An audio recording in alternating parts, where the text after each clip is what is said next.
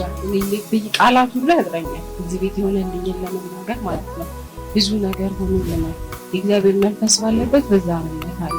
ጳጉሜ 1 ነው የሆነልኝ ለእናቴ ነው የሆነው እና እዚህ ጋር ዝም ብሎ በቀኛ ጋር ያ ሆስፒታል ተባለ ጉበት ላይ ስባለ ዝቅባት ነገር አትቢ ምናምን አለ። ከዛ ምንም ውስጥ ላይ ቁጭ ብላ የእግዚአብሔር ቀኝ መቶ እዚህ ላይ አረፈ። አሜን አለች።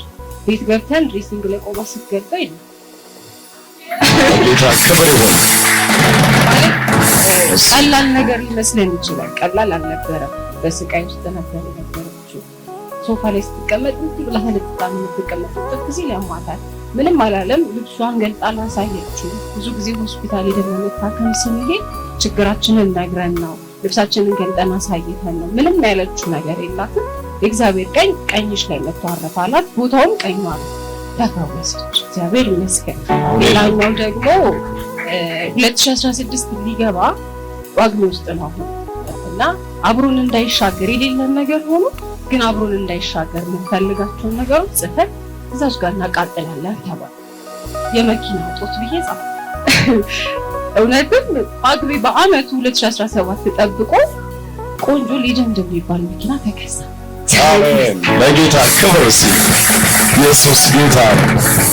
የመጀመሪያ ጊዜ ስንመጣ ያው ከ3 አመት በፊት 2014 ላይ ማለት ነው ስንመጣ ያጎቴ ሚስት ነች ይዘኝ የመጣችው። ብዙዎቻችሁ የምታውቁኝ ታውቃላችሁ ያለውን ነገር እና መጣን። የመጀመሪያ ጊዜ መድረክ ላይ እንደቆመ አንዲት ብላቴና ላይ ያለው የወገብ ህመም ዲስክ ሊሆን ብሎ ይናገራል እና ከአንዲት እህት ላይ ደግሞ እግሯን ሽባ ሊያደርግ ብሎ እየተናገረ ነበር። ምንም የምናውቀው ምናምነውም ነገር የለም።